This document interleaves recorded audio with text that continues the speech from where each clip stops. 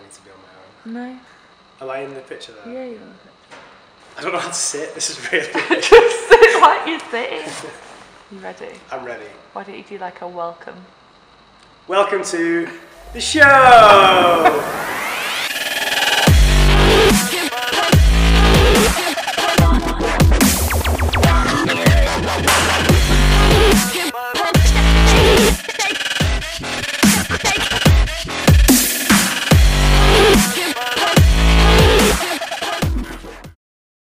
What foods will help me lose weight? This is something I'm interested in. So, no foods in particular are going to help you lose weight. There are no superfoods or foods that are going to help you burn calories. There are only food. Oh, let's start again. No, you're not starting again. This isn't an option. I'm not cutting anything. This is going up as it is. What's the question again? What foods will help me lose weight? Okay. I want a magic answer. Alright, so no foods are going to help you lose weight. The only thing that's going to help you lose weight is being in a calorie deficit. So that just means eating or consuming less energy or calories than you burn. So some foods are more nutrient dense. So produce like meats, vegetables, fruits and things like that. But that just means that they've got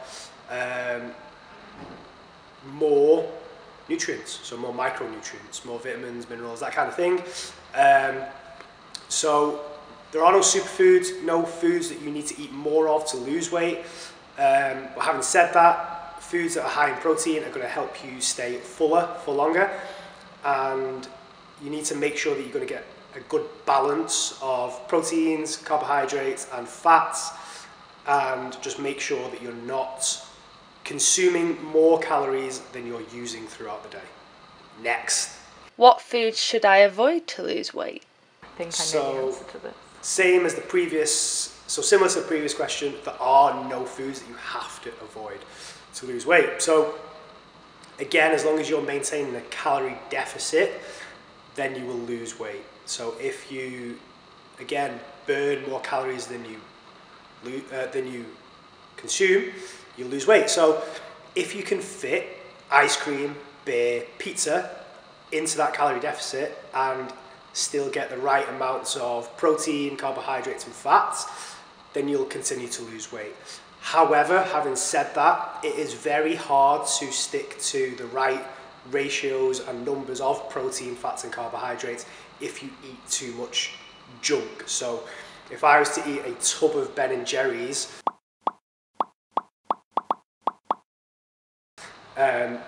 it's going to be super high in carbohydrates, super high in fat, and I think a tub of Ben & Jerry's is like 1,200 calories. So for me, say if I'm trying to eat 2,000 calories, it's going to be very hard for me to stay under that and hit my protein. So you do have to practice a bit of moderation, but no foods are going to make you gain weight.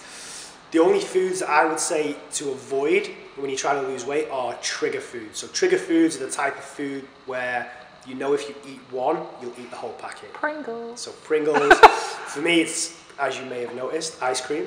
I've already mentioned it about 4 times. And biscuits. So I never have biscuits or ice cream in the house when I'm trying to lose weight, because I know if I start eating one, I will overeat and then make it impossible for me to stay under my total calories for the day. Next question. What are the best times to eat for continued weight loss?